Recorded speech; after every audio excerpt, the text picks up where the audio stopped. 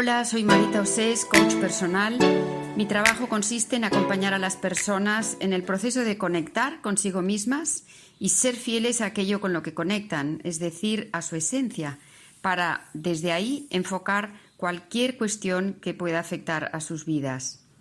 Bienvenidos al Espejo, una serie de podcasts mensuales en los que deseo compartir aprendizajes que me han resultado esenciales para estar a gusto conmigo y con la vida.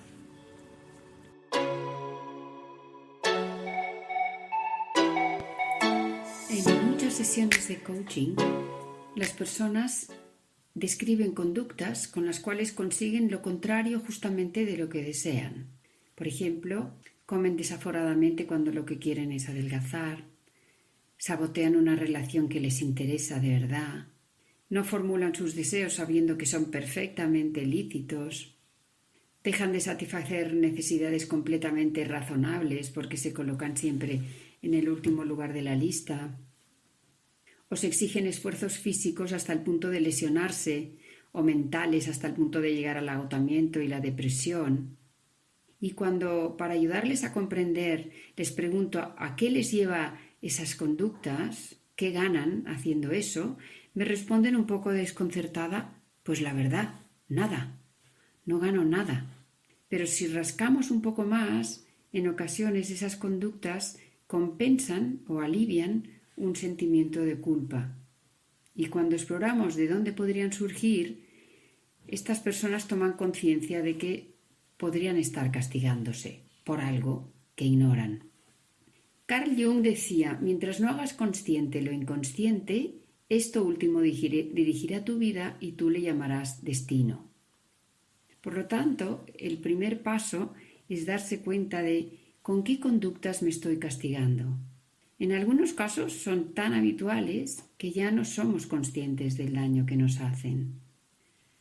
El castigo tiene la finalidad, me encantaría decir tenía, para poder creer que lo hemos erradicado de nuestras estrategias educativas, pero como no es así, pues el castigo tiene la finalidad de penalizar una conducta con el propósito de generar otra que se considera correcta.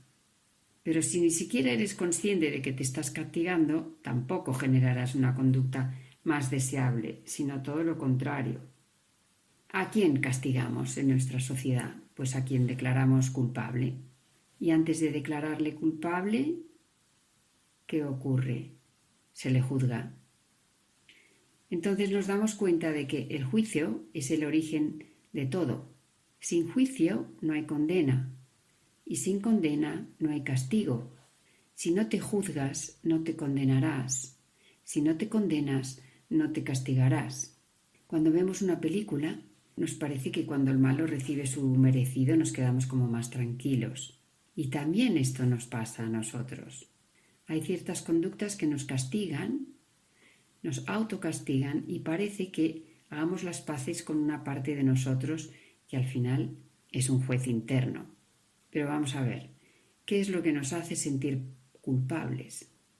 ¿Por qué me siento mala o malo? ¿Qué juicio, qué condena he sentenciado para mí, aunque no haya sido consciente de ello?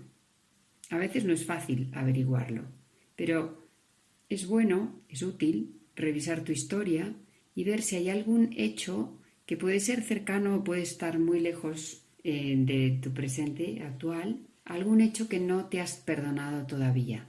Y no tiene por qué ser un hecho gravísimo objetivamente, sino que basta con que el niño o la niña o el joven o la adolescente que fuiste lo percibiese como tal, como grave, y le hiciese sentir avergonzado, humillado, en ocasiones sin haber tenido culpa alguna, como sería por ejemplo el caso de los abusos.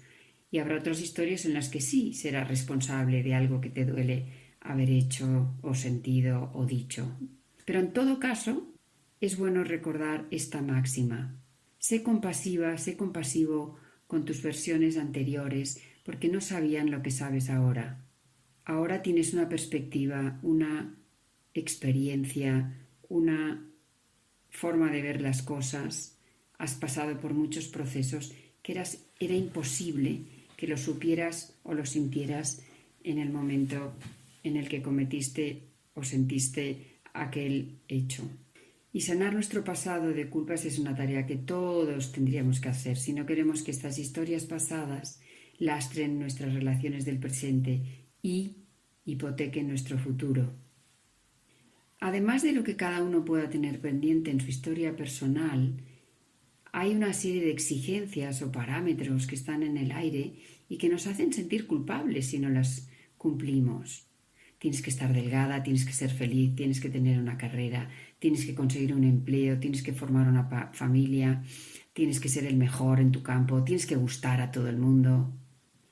Estas son muy generales, pero cada entorno concreto, cada familia, tiene exigencias diferentes para que una persona se sienta cómoda o aceptada en él y con derecho a pertenecer a ese grupo.